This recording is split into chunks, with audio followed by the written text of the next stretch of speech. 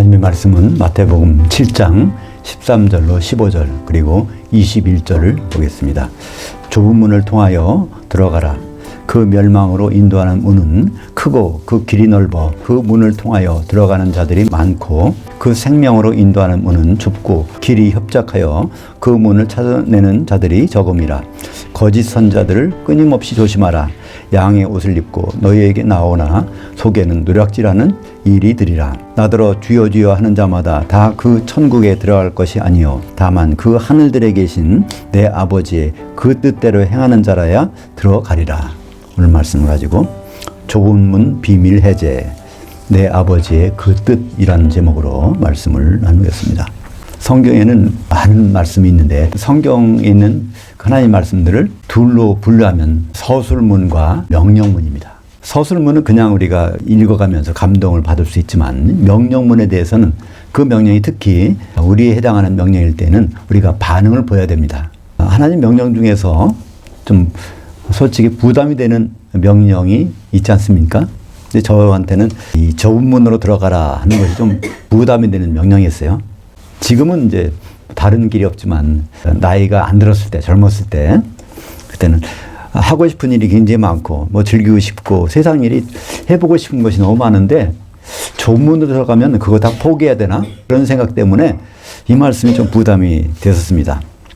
그렇지만 이 좁은 문으로 들어가라는 이 예수님의 말씀은 그런 것이 아니라는 것이죠. 그건 큰 오해였습니다. 원전으로 보면 넓은 문으로 통해서 들어가면 반드시 잘못되게 돼 있으니까, 멸망하게 돼 있으니까, 다시 말하면 지옥 가게 돼 있으니까 부디 좁은 문을 통해서 영생으로 들어가라는 그 말씀인 것입니다. 그 원문대로 번역해서 보면 마태복음 7장 13절과 14절을 번역해서 원문대로 보면 좁은 문을 통하여 들어가라. 생략된 게 영생입니다.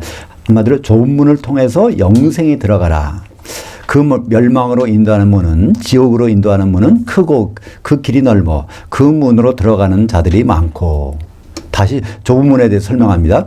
그 생명, 즉 영생으로 인도하는 문은 좁고 그 길이 협착하여 찾아내는 자들이 적음이라. 여기에 방점은 찾아낸다는 말입니다. 발견하는 거. 발견하기 쉬운 게 아니라는 거예요. 너무나 작아서 발견하기 참 어려운데 그 문을 통해서 들어가야지만이, 그 입구를 통해서 들어가야지만이 영생이 있다는 것입니다. 그래서 이 말씀은 세상 사람들에게 주는 말이 아닙니다. 믿는 자들에게 주신 말씀이죠. 믿는 자들에게는 그래서 좁은 문과 넓은 문이라는 입구가 있는데 그 입구에 따라서 종착지는 각각 영생이냐 영벌이냐 지옥이냐 이렇게 달라진다는 것입니다. 그것은 뭐 마태복음 25장 그 양과 염소에 비해서 그렇지 않습니까? 거기에 결론이 두 가지밖에 없죠. 영생과 영벌 이렇게 나눠지는 것을 볼 수 있습니다. 영벌이라는 것은 천년 동안에 벌 받는 거고요. 영생이라는 것은 천년 동안 예수님과 사는 것, 그것을 우리말 번역에서는 영생, 영벌이라고 이렇게 번역을 한 것입니다. 한마디로 영원하다. 우리가 성경을 읽을 때 영원하다는 말이 많이 나오는데요. 그 말은 한결같이 끝이 없다는 말이 아니라 헬라어의 아이온이라는 것은 한 시대입니다. 그 아이온에다가 이오스를 붙이면 형용사입니다. 그래서 영생이나 영벌이나 반드시 아이온, 이오스라는 것이 해당되고 거기에 벌 받는 것은 영벌, 또 사는 것, 생활하는 것은 영생 이렇게 되어 있는 것이죠. 우리가 신앙생활하면서 또 성경을 보면서 가장 오해하기 쉬운 것 중에 단어가 하나가 바로 영생과 영벌입니다. 그것은 끝이 없는 것이 아니라 반드시 끝이 있는데 그것은 예수님 오셔서부터 천년의 기간 동안에 예수님과 떨어져 사는 것이 영벌이고 예수님과 함께 사는 것이 영생입니다. 우리가 성경을 이해하는데 또 중요한 것 중 하나는 단수의 하늘과 쌍수의 하늘을 구분해야지만이 이해가 가능하다는 것입니다. 이걸 구분 못하면 이해를 할 수 없습니다. 한마디로 공간이 다른데 다른 공간에 대한 것을 구분하지 못하면 이해가 안 가는데 그 대표적인 예가 뭘까요? 주기도문에서, 그죠? 주기도문 첫 부분에서 마태복음 6장 9절 10절에 보면 그 하늘들에 계신 우리 아버지요. 현재 하늘들에는 아버지 하나님이 계시다는 겁니다. 아버지의 그 뜻이 하늘에서 이루어진 것 같이. 근데 뒤에 아버지 뜻이 하늘에서 결정될 때는 그것은 단수의 하늘이라는 거예요. 아버지는 지금 쌍수의 하늘에 계신데 그 뜻을 결정하기까지는 단수의 하늘, 셋째 하늘이 계셨다는 겁니다. 이게 도대체 왜 이런 일이 벌어질까요? 창세기 1장 1절에서 하나님이 태초에 창조하신 것은 단수의 하늘이 아니라 쌍수의 하늘, 영계와 물리계가 같이 있는 하늘, 이 우주 공간을 창조하셨고 그 뒤에 한참 지나서 지구를 창조했다는 말이 나옵니다. 우리말 번역에는 천지를 창조하시니라 이렇게 있는데 원문에는 하늘들을 그리고 나서 땅을 이런 둘 사이에 베이라고 하는 영어의 and, 시간의 경과를 나타내는 접속사가 있습니다. 그래서 하늘들과 하늘, 다시 말하면 원래 하늘, 하나님이 천지를 창조하시기 전에 있었던 하늘은 단수의 하늘인데 그 하늘은 하늘들에서 볼 때는 무슨 하늘이 될까요? 지구에서 볼 때는 하늘들을 뚫고 나가 있는 단수의 하늘이니까 셋째 하늘로 불릴 수밖에 없습니다. 고린도후서 12장 2절에 바울이 고백하지 않습니까? 자기가 영으로 갔는지 뭔지 모르지만 하여튼 셋째 하늘에 갔었다.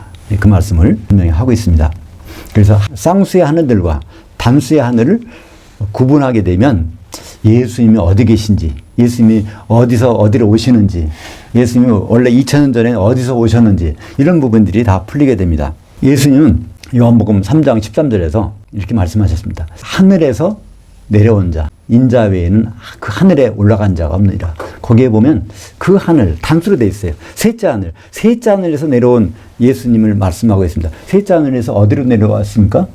하늘들을 뚫고 땅까지 오셨잖아요. 그 다음에 다시 승천하셔서 셋째 하늘로 간 분은 예수님밖에 없다는 것입니다. 여기에서 많은 생각이 드시죠?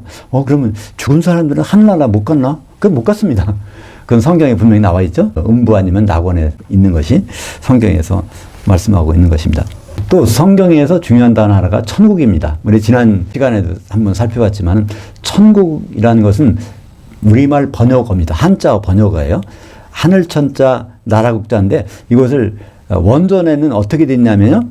하늘들에서의 왕의 통치라는 단어인데 그걸 쫙 줄여갖고 천국 해놨습니다.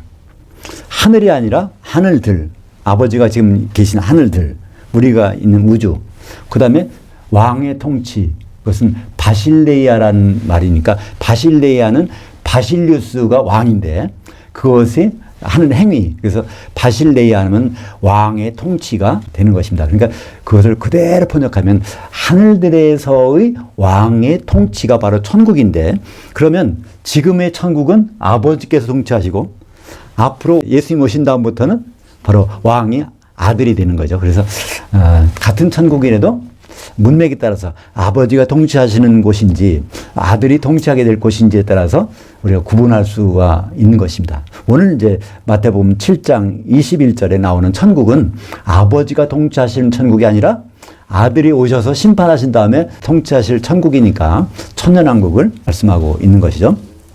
예수님이 천년왕국의 왕권을 가지고 오신다는 것은 마태복음 16장에도 나오고요. 16장 28절에 보면 그 말씀 하잖아요. 예수님이 사도들 보고 그러는 거예요. 여기 있는 너희 사람 중에 인자가 셋째 하늘에서 왕권 가지고 오는 것을 죽기 전에 살아서 볼 사람 있느냐 그랬어요. 그죠? 그러니까 그때 바실레아 왕권 천년왕국은 이제 그때 있다는 것을 알 수 있죠.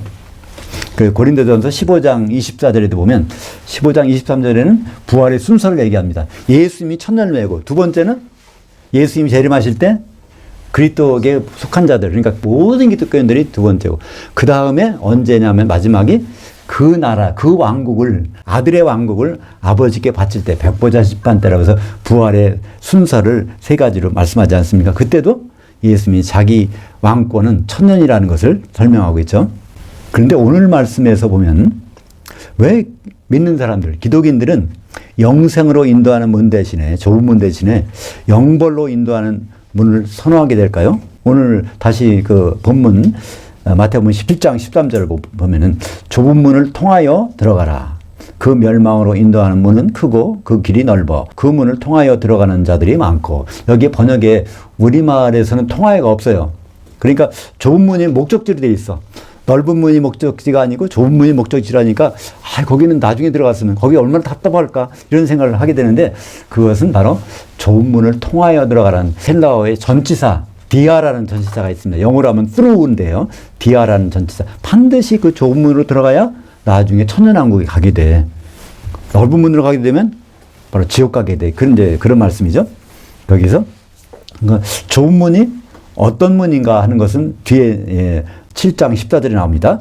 그 생명으로 인도하는 문은 여태 그 생명이라는 것은 바로 영생을 가리킵니다. 그 생명. 이 똑같은 말이 마태복음 18장 7절과 8절에 보면 네 손이 네 눈이 범죄하게 되면 뭐라고요?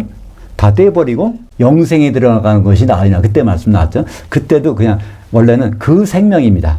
근데 그 생명은 바로 그 영생을 빌어서 그 생명이라고 하는 것이죠. 그러니까 여기도 마찬가지로 그 생명이라는 것은 영생으로 인도하는 문. 이게 어떤 거예요? 좁은 문입니다. 여기서 성경에서 말하는 좁은 문은 영생으로 인도하는 문. 그 멸망으로 인도하는 문은 넓은 문. 영몰로 인도하는 문. 이렇게 되는 것이죠. 근데 좁고 길이 협착하여 그 문을 찾아내는 자들이 적음이라. 여기에 찾아낸다, 발견한다는 것입니다. 동해에서 석유를 발견한다. 그 단어입니다. 찾지 못한 걸 찾으려고 하는 것이 여기 나오는 발견이라는 뜻이죠. 휴리스코라고 해서. 그러니까 워낙 안 보여서, 웬만하면 안 보여서 그것 찾지 못해서 못 들어간다는 얘기예요. 왜 그런 일이 벌어질까요? 왜 찾지 못할까요? 그 문이 있는데 그 문을 방해하는 많은 것들이 있어갖고 거기 갈 수가 없다는 것입니다. 그거를 방해하는 사람들이 누구 있을까요? 여기 거짓 선지자들 삼가라. 바로 다른 사람이 아니라 세상 사람들이 아니라 말씀을 전하는데 잘못 전하는 목사들이 양의 옷을 입고 너에게 나오나 속에는 노략질하는 이리들이라. 자기 욕심을 따라서 하기 때문에 그것이 좁은 문이 잘 안 보이게 된다는 거예요. 마태복음 23장에도 똑같은 말씀이 있죠. 천국 문을 닫고 자기도 안 들어가고 들어가는 사람도 못 들어가게 한다는 거예요. 누가요? 외식하는 바리새인과 서기관들, 그러니까 목회자들이 그렇다는 것입니다. 예수님이 직접 말씀하셨어요. 거기 나오는 바리새인들과 서기관들이 오늘 본문에는 거짓 선지자로 나와 있고, 이 거짓 선지자가 외모는 어떻게 해요? 똑같은 모습이라는 거예요. 우리가 똑같이 선한 사람 같아. 양의 옷을 입었다는 것이에요. 그리고 그 사람들이 그만 자기들 마음대로 다니는 것이 아니라 너희에게 접근한다는 거예요. 반드시 우리 가까이는, 노골적으로 말씀드리면 각 교회에 말씀 전하는 분들, 담임 목사라고 볼 수도 있습니다. 여기서. 왜냐하면 너에게 나오는 사람들이니까. 근데 거짓 선자들 조심하라. 이것이 현재형 명령이에요. 끊임없이 계속 좁은 문을 가리는 역할을 한다는 것입니다. 그걸 못할게. 그래서 그들이 인도하는 길로 가게 만든다는 것이죠. 여기에 대해서 아주 예수님은 본문에는 안 적했지만 거기 교동문에 특별히 마태복음 7장에 기록한 부분을 다시 한번 보겠습니다. 마태복음 7장 15절부터 20절까지 보겠습니다. 거짓 선자들을 끊임없이 조심하라. 양의 옷을 입고 너희에게 나오나 속에는 노략질하는 이리들이라. 그들의 열매로 그들을 알지니 가시나무에서 포도를 또는 웅웅크에서 무화과를 따겠느냐? 이와 같이 좋은 나무마다 아름다운 열매들을 맺고 못된 나무가 나쁜 열매들을 맺나니 좋은 나무가 나쁜 열매들을 맺을 수 없고 못된 나무가 아름다운 열매들을 맺을 수 없느니라. 아름다운 열매들을 맺지 않는 나무마다 찍혀 불에 던지느니라. 이러므로 그들의 열매로 그들을 알리라. 그러니까 거짓 목사님에 대한 분별법을 여기다 일러주셨어요. 어떤 교회 성도들이 있는데 교회 담임 목사님이 어떤 분일까? 그걸 알려면 그 목사님 찾아가서 물어봐서 되는 것이 아니라 그 교회 성도들이 어떤 생각을 갖고 있는 것을 알면은 그분이 바로 누군지를 알 수 있다는 거예요. 바로 그들 열매들로, 열매들이라는 건 그 교회의 성도들이겠죠? 그들을, 그 교회의 담임 목사들을 알리라. 아주 예수님 노골적으로 이렇게 말씀하셨네요. 바로 만약에 그 성도들이 아버지 뜻인 혼인 준비에 소홀히 하고 있다면 그들을 인도하는 담임 목사님은 거짓 목사들일 가능성이 많다는 것입니다. 예수님은 심판 때 일을 공개하셨어요. 앞으로 재림하셔서 있던 일. 그게 바로 그때 심판 때에 거짓 목사들이 그 앞에 많이 와서 보고를 할 텐데, 예수님께 보고를 할 텐데 그때 어떻게 한다고요?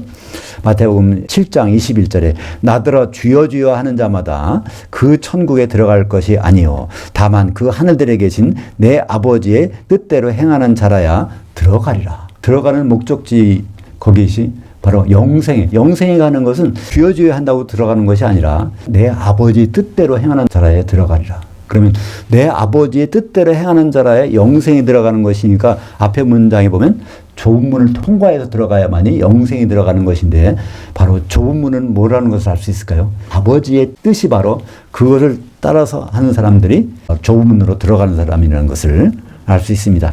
그러니까 여기서 문은 이 천국이라는 것은 재림 후에 있을 왕국을 말씀하는 거니까 그리스도께서 통치하실 그 왕국을 천년왕국을 가리킵니다. 14절에서 영생으로 인도하는 문은 좁은 문인데 또 21절에서 내 아버지의 그 뜻대로 행하는 자는 영생에 이른다고 했으니까 바로 아버지 뜻이 바로 좁은 문을 가리키고 있는 것이죠. 그러니까 그 아버지의 뜻이 워낙 희미해서 워낙 가려져서 사람들은 잘 모르기 때문에 그냥 넓은 문으로 간다는 것이죠. 내 아버지의 뜻, 그 뜻은 과연 무엇일까요? 그건 셋째 안에서 결정된 그리스도와 교회의 혼인입니다. 그것을 어디서 우리가 찾아볼 수 있죠? 주기도문에서. 주기도문 그 두 번째 부분 마태복음 6장 10절에 보면 아버지의 그 뜻이 하늘에서 이루어진 것 같이 땅에서도 이루어지이다. 이 산상수훈은 5장, 6장, 7장 마태복음 이게 다 연결되는 건데 5장에서 땅을 뭐라고 했습니까? 온유한 자들이 하나님의 말씀에 길들여진 자들이 받을 기업, 상속물이라고 했습니다. 세상은 없어져도 바로 교회가 남죠. 그 땅에서 교회를 통해서 아버지가 셋째 하늘에서 결정하신 그 뜻이 이루어진다는 것입니다. 그건 성경 전체적으로 우리가 그리스도와 교회의 혼인을 말씀하고 있죠. 단적으로 어디 가서 그걸 알 수 있죠? 요한계시록 19장 6절 7절에 보면 아버지 하나님께서 전능하신가 통치를 완성했도다 그러면서 거기 나온 것이 어린 양의 혼이 이르렀고 그의 안에 교회가 준비가 됐다는 것을 통해서 아버지 창세전에 계획하신 그 뜻이 그리스도와 교회의 혼이라는 것을 우리는 쉽게 알 수 있지 않습니까? 주님이 직접 공개하신 아버지 뜻을 볼까요? 성경에는 내 아버지의 뜻이라는 것이 4번 나옵니다. 근데 그 중에서 내 아버지 뜻은 이런 것이야 라고 주님이 직접 설명해 주신 부분이 있어요. 그게 요한복음 6장 40절입니다. 내 아버지의 그 뜻은 그 아들을 알아보면서 그를 향하여 믿는 자마다 영생을 얻는 이것이니. 아주 예수님이 정의해 놓으신 거예요. 간단하고 명료하지 않습니까? 그러니까 아버지의 뜻은 그 아들을 알아보면서 그 아들이 어떤 일을 하시는지를 알아보면서 그냥 십자가에 예수님 달리셨대.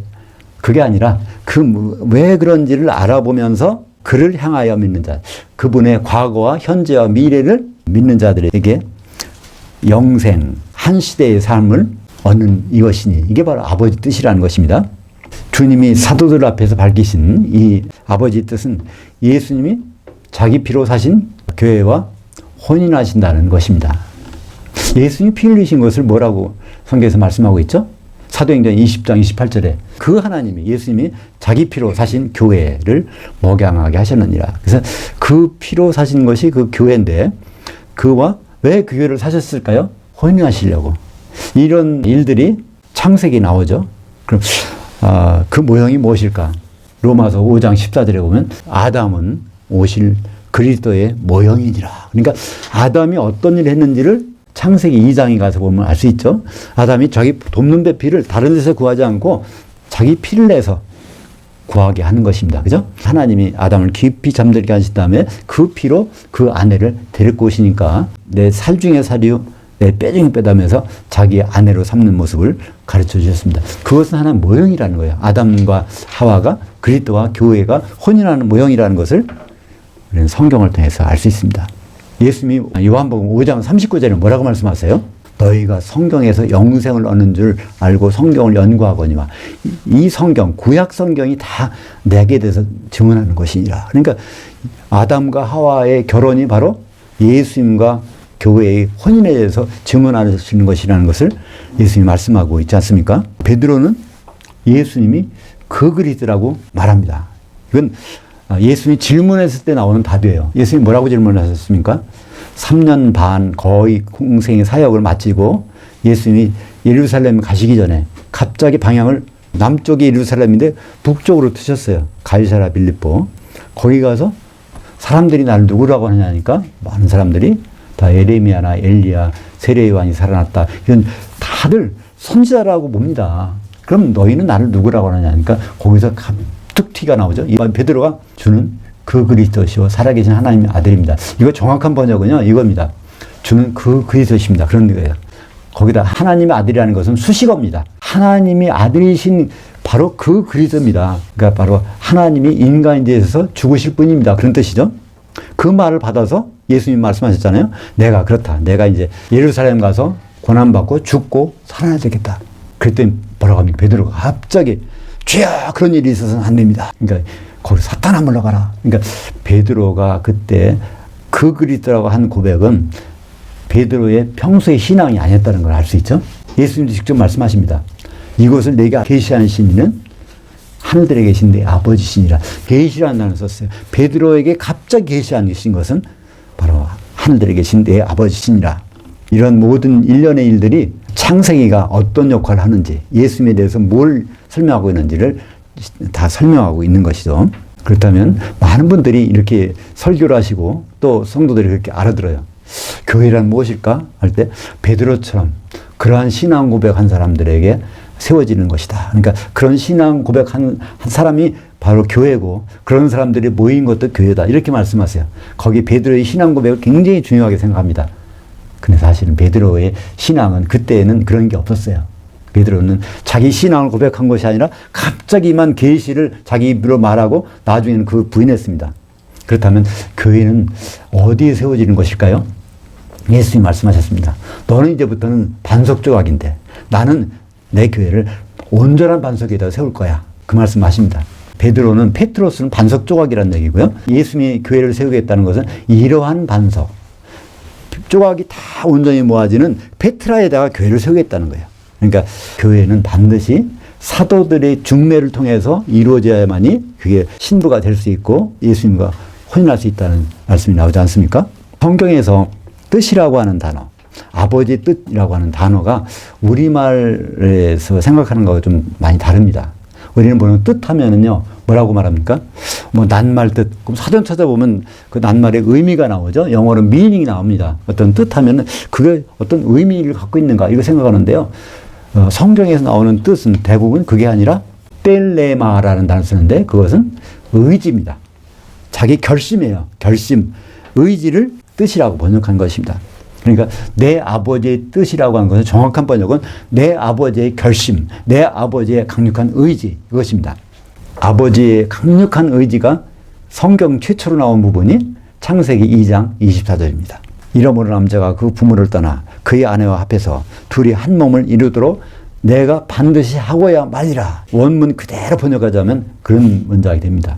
하나님 아버지의 강력한 의지, 바로 아담과 하와가 혼인하듯이 앞으로 아담이 실체인 예수 그리스도와 하와의 실체인 교회가 혼인하게 되는 것을 반드시 하고야 말이라. 여호와 이름의 뜻이 바로 성취하시는 분이라는 뜻 아닙니까? 그 성취가 언제 이루어질까요?